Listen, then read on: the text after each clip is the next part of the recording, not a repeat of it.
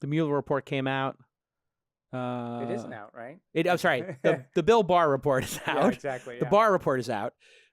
Putting that aside, let's fast forward another year from now.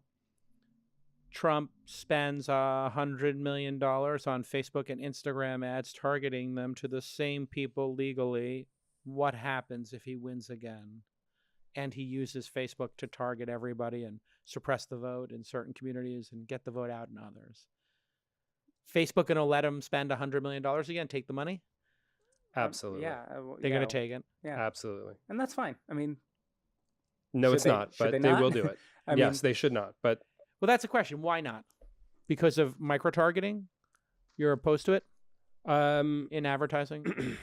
Yeah, to a certain extent. For I mean, granted, ads. for me, I opt out. I don't have a Facebook account. I do have an Instagram account. I rarely use it. I try to be on Twitter as little as possible. So I've kind of taken in, for our industry, pretty unusual turn for myself personally. Like I'm trying to opt out of social media. But no, I mean, Zuckerberg is not an idiot. He knows how unbelievably toxic this administration is. Yeah. And to enable that to continue, that you have a moral obligation to prevent that from happening and to create a framework by which that cannot happen again. Do you think Zuckerberg is actually a secret conservative like Andreessen and Thiel? No. Thiel's not secret, but I think Andreessen's kind of secret. Mark Andreessen's kind of secret in his conservative. He's probably about it. He'll tell you his politics. Yeah, he says he's a Democrat. I think he might secretly be like a conservative. No, I think he's just so repressed. I think he's a Mitt Romney conservative. He's not a Trump conservative. Right. I think Zuckerberg, I think the general problem with the Zuckerbergs of the world in our world is that they don't, it's an inconvenient truth that these problems exist. They didn't sign up for it, right? The guys signed up to make a college network where you could, find out the relationship status. Yeah. So, they have this problem. They prefer to not think it exists. They're taking different sort of begrudging tactics to kind of deal with these things. I don't know what we're going to get out of them, but I don't think you can say we're not going to take money from this side and we're going to take money from this side. I think they could say we're not going to take money from anybody because I haven't done the math, but I don't think it's that much money. It would be like 1% of their revenue. Yeah, it's not. So they could just say, look, like we're so concerned about the idea of voter suppression. That would be ads, the way to do it. We're just not going to take any of these things. We'll see what they do. I think if they had any guts and they really wanted to rehabilitate their horrible image and the lack of trust people have and the declining nature of Facebook in America, they would just say, we're not going to take political ads. Or they could say, you can run a political ad, you cannot target it. You can't target it by state. Or maybe they just make it top level target. You can target by state, but you can't go down to the community level. And you certainly can't do retargeting and specific ads against specific groups of people.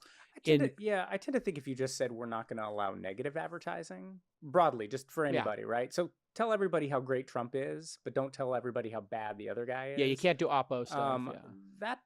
That could be a solution. I mean, I've talked to some Facebook people in general about the idea of saying, like, look, if you're uncomfortable with this idea of fake news versus non-fake news, let's think about this axis of positive versus negative sentiment, because we'd all probably be a lot happier if we saw more of the positive stuff. And that's, not necessarily a trivial issue, but is an interesting way to think about the content environments that we're subjecting people to and how they feel about themselves afterwards. Also, I got a crazy idea, which I don't know if they'll take, but I was thinking maybe for the next election to not allow political ads paid for in rubles.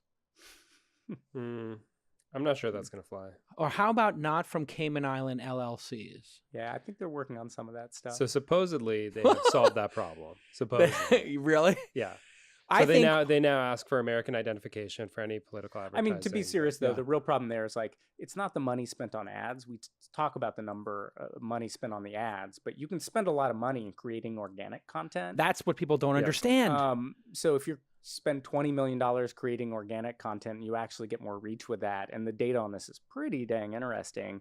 How do you deal with that? Yeah. It's not like you can put disclosures on that. You can just limit ad budgets. I mean, that's really the I think the state of the art is to create a series of ads and themes and then test them with small dollar amounts and then plow the money into the winning test, obviously, which is what I think they did. The wall and lock her up, and a lot of the catchphrases seem to be things that they tested in the laboratory of A/B testing, multivariate testing on Facebook and other places. It's just super sinister when you think about it. Mm-hmm.